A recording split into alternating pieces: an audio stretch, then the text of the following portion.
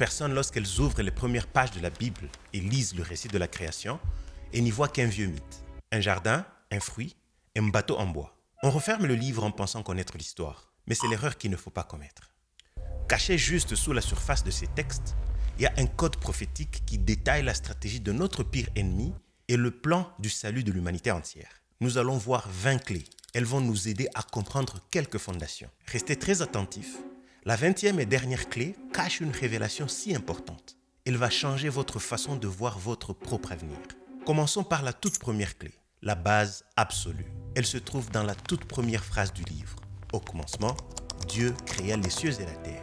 Dès les tout premiers mots, avant même de nous parler de nous, le texte nous présente quelqu'un d'autre. Il nous présente Dieu. Mais attention, pas n'importe quel Dieu. Ce texte ne décrit pas une force de la nature invisible, une énergie lointaine ou un architecte de l'univers qui aurait créé le monde pour ensuite l'abandonner. Non.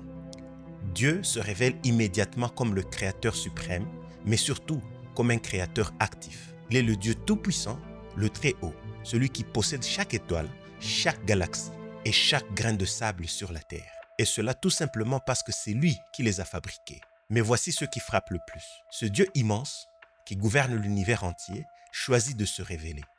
Il est le Dieu de l'Alliance. Cela signifie qu'il veut s'engager envers nous. Il n'est pas lointain, il est tout proche. Tout commence par lui, et sans lui, il n'y a pas de commencement possible. Tout commence donc avec un Dieu unique et tout-puissant. L'affaire semble classée, n'est-ce pas? Un seul créateur, une seule volonté. Mais c'est ici que le code de Genèse devient fascinant. Si nous lisons attentivement le chapitre 1, arrivé au verset 26, il y a ce qui ressemble à une anomalie. Un détail troublant sur lequel des millions de lecteurs passent sans même se rendre compte. Au moment de créer ce chef-d'œuvre, Dieu prend la parole et il déclare « Faisons l'homme à notre image, selon notre ressemblance ». Attendez une seconde. Vous voyez ces mots ? Faisons, notre. Pourquoi soudainement le pluriel ? À qui Dieu est en train de parler dans le vide de l'univers ? Est-ce qu'il s'adresse aux anges ? Impossible. Les anges ne sont pas des créateurs et nous ne sommes pas faits à l'image des anges. Est-ce que c'est une erreur de traduction qui aurait traversé des millénaires? Est-ce que c'est une simple faute de grammaire? Pas du tout. Dans ce simple petit mot au pluriel, il se cache notre deuxième clé.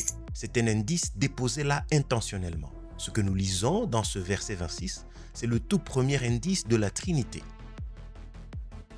Bien avant que le reste de la Bible n'explique ce concept en détail, Genèse pose la fondation. C'est une fenêtre ouverte sur l'intimité de Dieu avec lui-même. Pour la toute première fois de l'histoire, nous avons le privilège d'entrer de jeu, de voir la pluralité au sein de l'unité divine. Le Père, le Fils et le Saint-Esprit ne travaillent pas chacun de son côté. Ils ne sont pas en compétition. Ils sont ensemble dans une conversation intime, travaillant en parfaite et totale harmonie au moment de nous créer. Imaginez la puissance de cette scène. L'univers entier retient son souffle, pendant que la Trinité se concerte pour façonner l'être humain et son écosystème. Ce qui nous amène à la troisième clé fondamentale. Puisque nous avons été pensés par cette Trinité parfaite, qui sommes-nous réellement?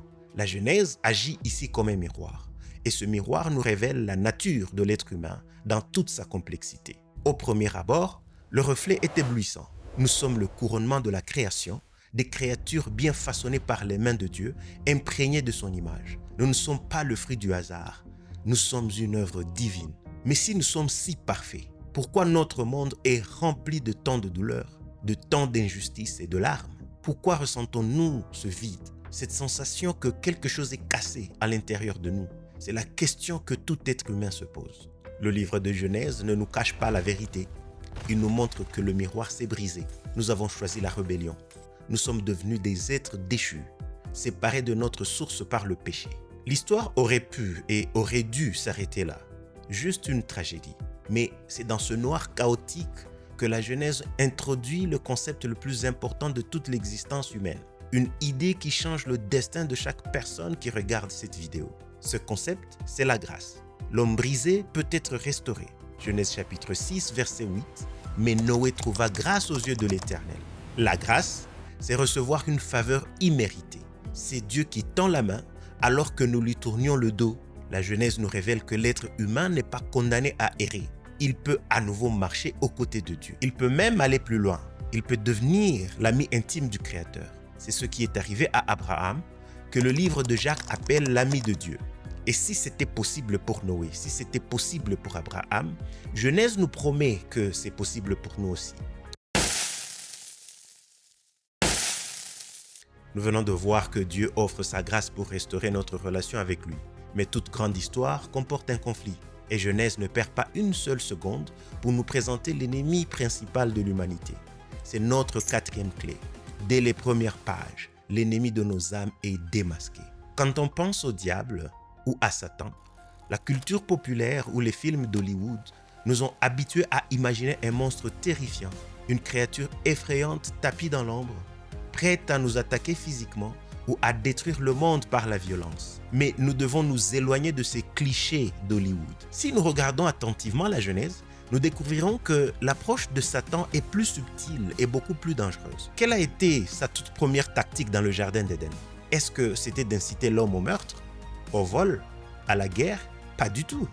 Son premier mouvement n'a pas été moral. Il a été purement spirituel. Il a pris la forme d'une simple question glissée dans une conversation. Dieu a-t-il réellement dit? L'ennemi attaque toujours la fondation. Sa stratégie numéro 1, démasquée dès le départ, c'est de remettre en question la parole de Dieu. Il vient semer une petite graine de doute concernant l'intégrité du Créateur. Il veut nous faire croire que Dieu nous cache quelque chose de bon, qu'il n'est pas totalement juste, et il nie la vérité absolue de ses commandements. En comprenant cette clé dans la Genèse, nous comprenons la tactique que l'ennemi utilise encore aujourd'hui. Chaque jour, dans nos propres vies, il fait la même chose, nous faire douter de ce que Dieu a dit. Mais face à cet ennemi qui tente de diviser, Dieu met en place un plan de salut. Et la manière dont il procède va totalement à l'encontre de la logique humaine. C'est notre cinquième clé, la vérité de l'élection souveraine, ou comment Dieu choisit ses partenaires. Dans notre monde, comment les choses fonctionnent?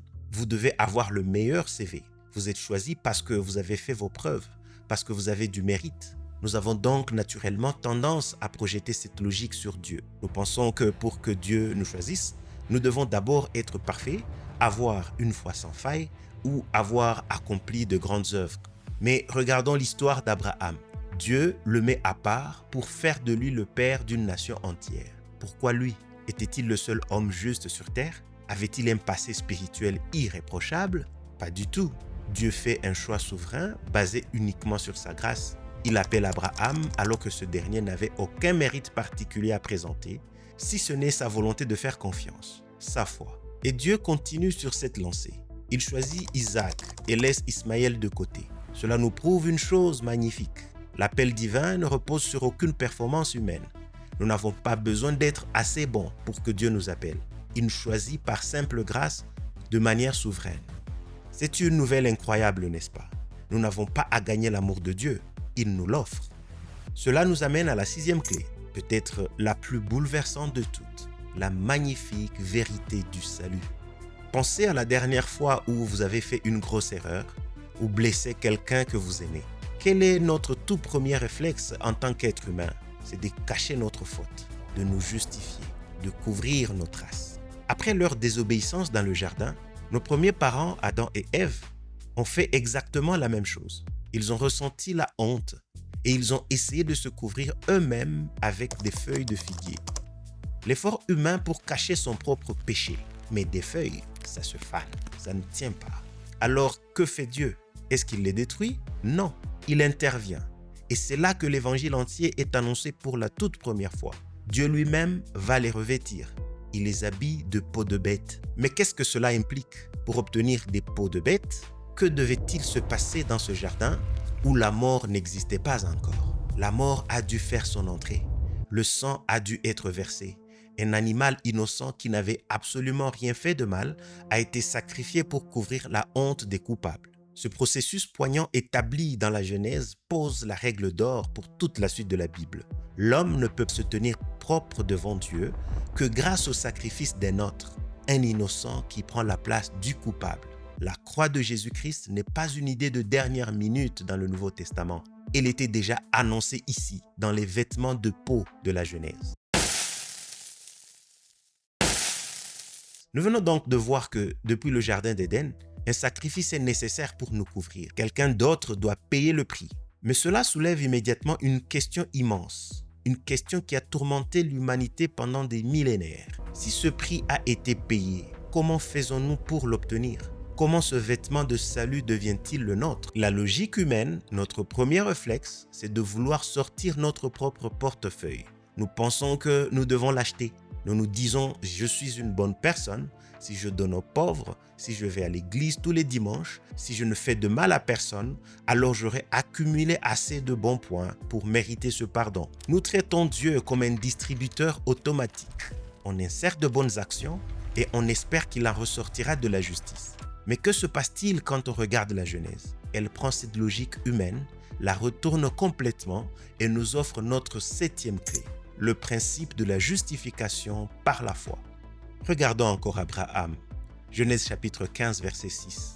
Il nous livre l'une des phrases les plus importantes de toute la Bible. Il est écrit « Abraham eut confiance en l'Éternel, qui le lui compta comme justice ». Arrêtons-nous bien au mot utilisé.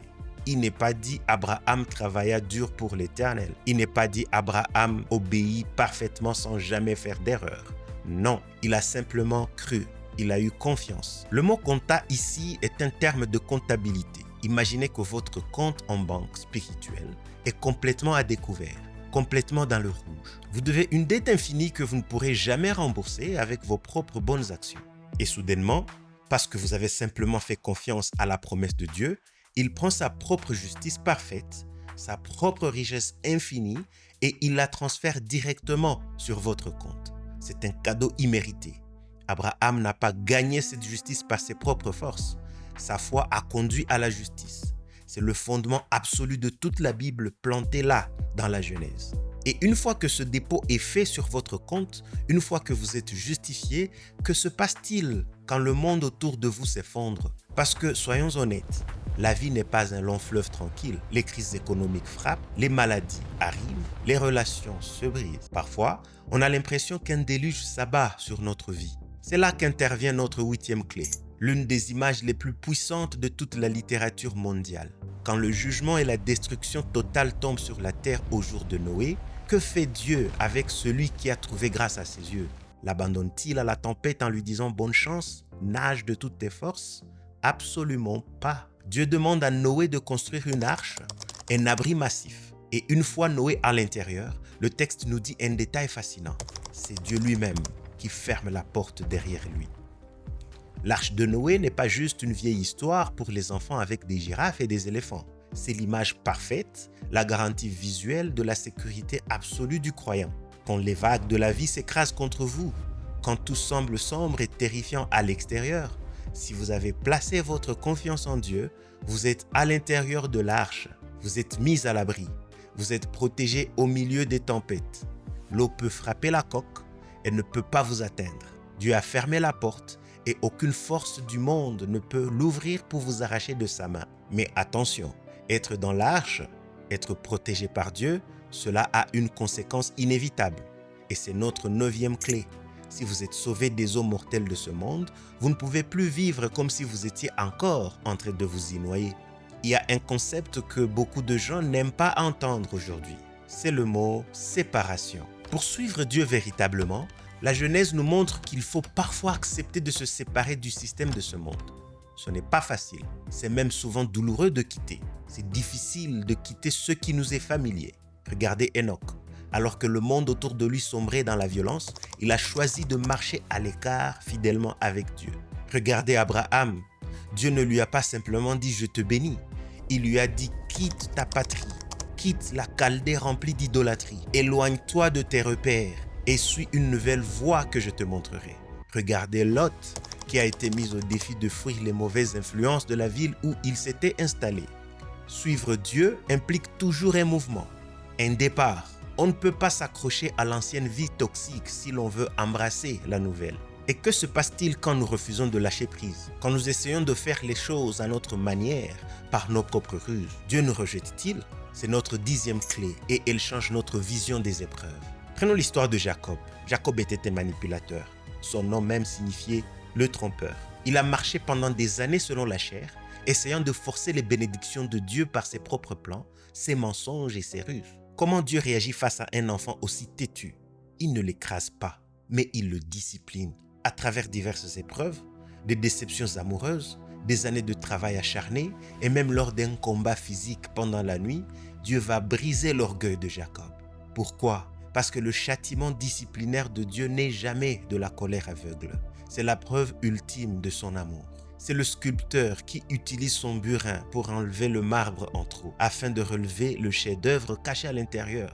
Si vous traversez une saison de discipline en ce moment, si vos plans semblent échouer, ne désespérez pas. Nous voyons dans Genèse que la grâce divine finit toujours par triompher de notre humanité et de notre fragilité. Dieu nous aime trop pour nous laisser tels que nous sommes. Nous venons de voir comment Dieu sculpte notre caractère, même à travers l'épreuve. Mais dans ce processus, nous ne sommes pas de simples morceaux de marbre silencieux. Nous avons une voix, et cela nous amène à notre 11e clé, qui est probablement l'outil le plus sous-estimé de toute l'histoire humaine. Imaginez que vous avez sur votre bureau un téléphone rouge, une ligne directe, ultra sécurisée, qui vous permet d'appeler directement la personne la plus puissante de l'univers, le créateur des galaxies. La plupart des gens, lorsqu'ils pensent à la prière, ils imaginent une liste de courses ou un appel d'urgence quand tout va mal. Mais la Genèse nous dévoile un secret bien plus profond sur la prière. Regardez Genèse chapitre 20, verset 17. Le texte nous dit « Abraham pria Dieu et Dieu guérit Abimelech, sa femme et ses servantes, et elles eurent des enfants. » Avez-vous remarqué ce qui se passe ici? Abraham ne prie pas pour lui-même. Il ne demande pas plus de richesse ou de confort. Il se tient devant Dieu en faveur de quelqu'un d'autre. C'est ce qu'on appelle l'intercession. Et c'est d'une valeur inestimable. La Genèse nous enseigne que notre voix a le pouvoir de déclencher la guérison, la restauration ou la vie même pour les autres. Quand nous prions pour nos familles, pour nos amis ou même pour ceux qui nous ont blessés, nous ne parlons pas dans le vide. Nous activons le bras de Dieu dans leur vie. C'est une responsabilité extraordinaire qui nous est confiée dès les premières pages de la Bible.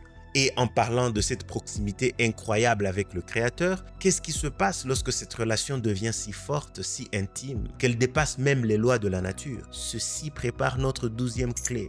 Ça ressemble à de la science-fiction, mais c'est une réalité historique stupéfiante. Aujourd'hui, il y a beaucoup de livres et de films qui parlent de l'enlèvement. Cette idée que des croyants pourraient soudainement disparaître de la terre pour rejoindre Dieu. On pense souvent que c'est un concept purement lié au Nouveau Testament ou à la fin des temps. Détrompez-vous. L'illustration la plus claire de l'enlèvement se trouve en plein cœur de Genèse. Il y a cet homme, Enoch. Le monde autour de lui était corrompu, rempli de péchés et de souffrances. Mais Enoch a fait un choix différent. La Bible ne dit pas qu'il a construit de grandes armées ou accompli des miracles impressionnants. Elle dit simplement une chose, il marcha avec Dieu. Sa relation était si intime, il marchait tellement près de son Créateur qu'un jour, il a simplement continué à marcher de l'autre côté du voile. Dieu l'a pris avec lui. Enoch a été retiré de ce monde chaotique, transporté directement dans la gloire, sans jamais avoir à fermer les yeux dans la mort. C'est l'image parfaite de l'espérance ultime de chaque croyant. Mais soyons réalistes, nous ne sommes pas tous des Enoch.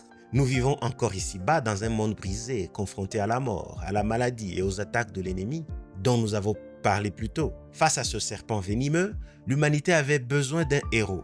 Et c'est ici que le Code de Genèse nous livre sa 13e clé, le plus grand retournement de la situation de l'histoire. Juste après la chute, alors que tout semblait perdu dans le jardin, Dieu annonce la couleur. Il fait une promesse, une prophétie révolutionnaire. Il déclare qu'un jour, la postérité de la femme viendra écraser la tête du serpent. Ne passons pas à côté de la puissance de ces mots. Dieu est en train d'annoncer que l'ultime salut ne viendra pas du ciel sous la forme d'un éclair ou d'une armée des anges. Le salut viendra d'un corps humain. C'est la toute première fois qu'on annonce l'incarnation. C'est la promesse absolue que Jésus, le Fils de Dieu, allait s'envelopper de chair humaine, naître d'une femme, pour descendre dans notre bout et vaincre le mal une fois pour toutes. Et comment ce sauveur allait remporter la victoire finale? C'est notre 14e clé et elle boucle magnifiquement la boucle. Il allait vaincre par la mort et la résurrection. Encore une fois, nous pensons que la mort et la résurrection commencent avec le tombeau vide dans les évangiles. Mais la Genèse est remplie de répétitions générales de ce grand événement. Regardez l'arche de Noé. Une famille entière passe à travers des eaux du jugement, l'image même de la mort, pour en ressortir saine et sauve sur une terre nouvelle purifiée. Une résurrection symbolique de l'humanité. Et regardez Abraham et Isaac. Isaac est placé sur l'autel. Son père obéissant lève le couteau, pleinement convaincu que même s'il frappe, Dieu est capable de le ressusciter des morts. Et lorsque l'ange l'arrête à la toute dernière seconde, la Bible nous dit qu'Abraham littéralement a reçu son fils en retour comme s'il revenait de la mort. Tout, absolument tout dans Genèse crie et pointe vers cette vérité. La mort n'a pas le dernier mot. La résurrection arrive. Nous venons de voir que la résurrection était déjà annoncée. Mais le code de Genèse va encore plus loin. Il nous brosse un portrait incroyablement détaillé de ce sauveur. Bien des siècles avant sa naissance, il avait été annoncé. C'est notre 15e clé. Que vous fait penser ce qui va suivre? Voici l'histoire d'un fils bien-aimé, chéri par son père. Un jour, il est envoyé vers ses frères, mais ses propres frères le rejettent. Ils le trahissent. Ils le vendent pour quelques pièces d'argent. Il est dépouillé de son vêtement. Il est jeté dans un trou sombre et tout le monde le croit mort. Il subit de fausses accusations, de grandes humiliations et d'immenses souffrances au milieu des criminels. Pourtant, après être passé par ce tombeau, il est miraculeusement élevé à la plus haute position imaginable. Il devient le gouverneur, le souverain absolu. Et devinez quoi? Sa position de pouvoir lui permet de devenir le sauveur de ceux-là même qu'il avait trahis et crucifiés devant tout le monde. Vous vous dites sûrement, c'est l'histoire de Jésus. Et vous auriez raison. Mais dans la Genèse, c'est l'histoire de Joseph. L'histoire de Joseph n'est pas juste un beau conte sur le pardon familial. C'est un miroir prophétique parfait. C'est le reflet éclatant de Christ qui passe par la souffrance extrême avant d'être couronné de gloire pour sauver le monde. Genèse ne s'arrête pas aux images. Elle donne des promesses claires. Dans Genèse 49, verset 10, une prophétie royale est prononcée sur la tribu de Juda. Il est écrit « Le sceptre ne s'éloignera pas de Juda jusqu'à ce que vienne le Shiloh et que les peuples lui obéissent. » Ce mot Shiloh signifie celui à qui appartient le droit de régner, celui qui apporte la paix. La Genèse nous crie que Jésus n'est pas seulement un agneau sacrifié, il est le roi triomphant dont le règne n'aura pas de fin. Mais un roi ne suffit pas pour relier l'homme parfait à un Dieu saint. Il faut quelqu'un pour faire le pont, il faut un prêtre. Et cela nous amène à notre 16e clé et probablement au personnage le plus mystérieux de toute la Bible. Normalement, pour être un père légitime dans l'Ancien Testament, les règles sont strictes. Il faut avoir un arbre généalogique irréprochable.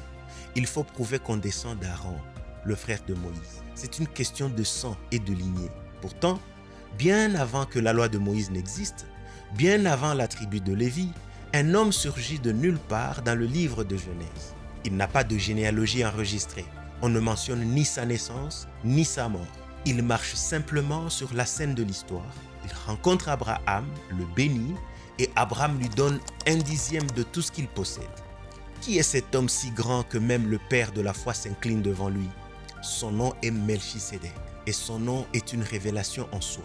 Il signifie roi de justice et il règne sur une ville appelée Salem, ce qui signifie paix. Un homme qui est à la fois roi de justice et roi de paix. Dans toute l'histoire biblique, les rôles de roi et de prêtre étaient strictement séparés. Mais Melchisédek combine les deux. Il est l'image parfaite, l'anticipation éblouissante de ce que Jésus sera, notre grand prêtre éternel. Jésus n'est pas un prêtre temporaire basé sur une lignée humaine. Il est un prêtre éternel selon l'ordre de Melchisédek. Il est à la fois notre roi souverain et notre prêtre compatissant qui intercède pour nous. Cependant, dans chaque grand récit épique, chaque fois que la lumière avance, les ténèbres tentent de s'organiser. Si la Genèse nous dévoile Christ, elle nous dévoile aussi son ultime adversaire. C'est notre 17e clé. Aujourd'hui, quand on parle de la fin des temps, le mot qui revient le plus souvent est l'Antéchrist. Un dictateur mondial qui s'élèvera pour unir l'humanité dans une rébellion finale contre Dieu. Beaucoup pensent que cette idée n'apparaît qu'à la toute fin de la Bible, dans l'Apocalypse. Mais souvenez-vous de la malédiction dans le jardin. Dieu avait parlé de la postérité du serpent. Et cette postérité trouve son tout premier modèle, son prototype, directement dans Genèse. Dévoilons ce visage. Il s'appelle Nimrod. Son nom même signifie « nous nous rebellerons ». Que fait cet homme? Il devient le tout premier tyran de l'histoire. Il est le premier à rassembler les peuples, à centraliser le pouvoir et à construire un empire unifié avec une seule langue et un seul but, défier le ciel. Il est l'architecte de la célèbre tour de Babel. Nimrod n'est pas juste un constructeur antique, il est l'ombre prophétique, le plan de base de ce que sera l'Antéchrist. La Genèse nous avertit, L'esprit qui animera le dernier dictateur mondial était déjà à l'œuvre dès le premier chapitre de l'humanité. Nous avons vu le Sauveur, nous avons vu l'ennemi. Mais toute grande histoire a besoin d'un décor, un lieu physique où la promesse va s'accomplir. Et cela nous amène à notre 18e clé. Si vous allumez les informations ce soir, que verrez-vous? Vous verrez des nations débattre, des diplomates s'affronter et parfois des guerres éclater pour de minuscules bandes de terre au Moyen-Orient. C'est le morceau de terre le plus disputé, le plus scruté et le plus controversé de toute la planète. Les experts politiques essaient de résoudre ce conflit avec des traités modernes, des résolutions des Nations Unies ou des accords de paix. Mais tous oublient un détail fondamental. Pour comprendre ce qui se passe aujourd'hui dans l'actualité, il ne faut pas regarder les journaux. Il faut remonter au tout premier titre de propriété. La Genèse ne se contente pas de nous parler du ciel, elle pose les fondations géographiques de l'histoire humaine. Dans Genèse 12, le verset 7, Dieu prend Abraham et lui fait une déclaration qui va secouer les millénaires. « Je donnerai ce pays à ta postérité ». Puis au chapitre 13, verset 15, il va encore plus loin. Il lui dit de lever les yeux et confirme « Car tout le pays que tu vois, je te le donnerai, à toi et à ta postérité pour toujours. » Avez-vous entendu le dernier mot? Pour toujours. Ce n'est pas un bail temporaire. Ce n'est pas un prêt conditionnel basé sur la géopolitique humaine. C'est un don divin, un acte notarié par le Créateur de l'univers lui-même. Dieu donne la terre promise à Abraham et à sa descendance de manière inconditionnelle. Pourquoi c'est si important pour nous aujourd'hui? Parce que cela nous révèle le caractère de Dieu.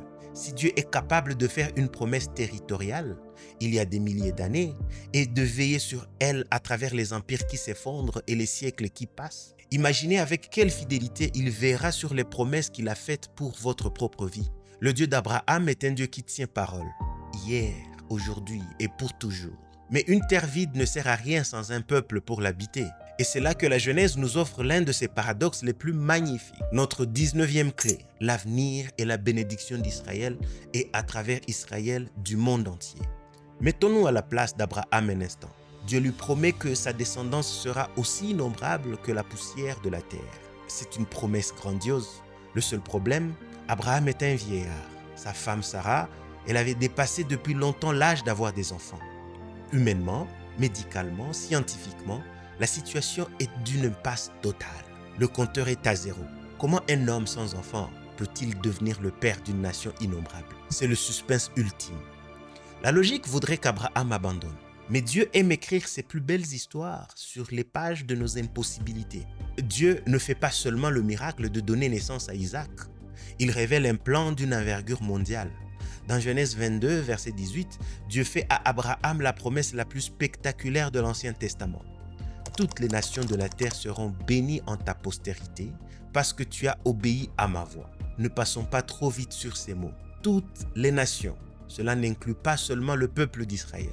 Cela nous inclut, nous tous, que vous regardiez cette vidéo depuis l'Europe, l'Afrique, l'Asie ou les Amériques, vous êtes la cible de cette promesse. La Genèse annonce que de ce petit couple de vieillards dans le désert naîtra une lignée. Et de cette lignée naîtra un sauveur, Jésus-Christ, qui apportera la lumière, le pardon et la vie éternelle à chaque tribu, chaque langue et chaque nation sur cette planète.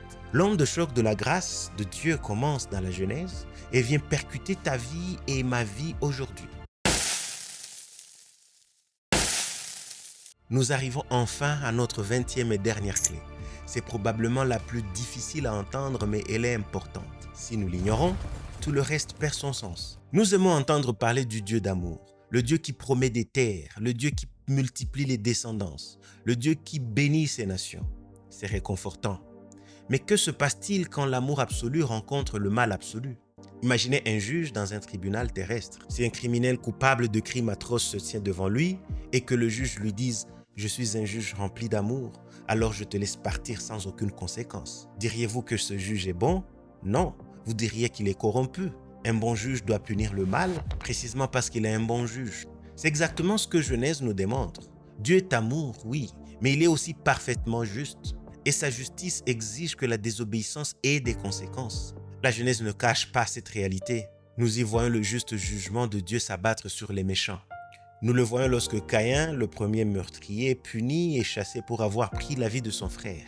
Nous le voyons avec le déluge mondial, lorsque la violence et la corruption des hommes avaient atteint un point de non-retour, forçant Dieu à purifier la terre. Nous le voyons quand le feu s'abat sur Sodome et Gomorrhe, des villes qui avaient instauré la perversion en loi absolue. Nous le voyons de manière tragique avec la femme de Lot, jugée pour s'être retournée vers la corruption qu'elle était censée fuir. La Genèse trace une ligne claire et nous avertit avec amour qu'on ne se moque pas de Dieu, mais cette justice implacable est en réalité notre plus grande sécurité. Elle nous garantit que la souffrance, l'injustice et le mal qui sont dans notre monde aujourd'hui n'auront pas le dernier mot. Le mal sera jugé, le bien va triompher.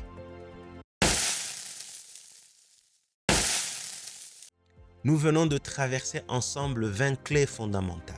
Regardez le chemin que nous avons parcouru.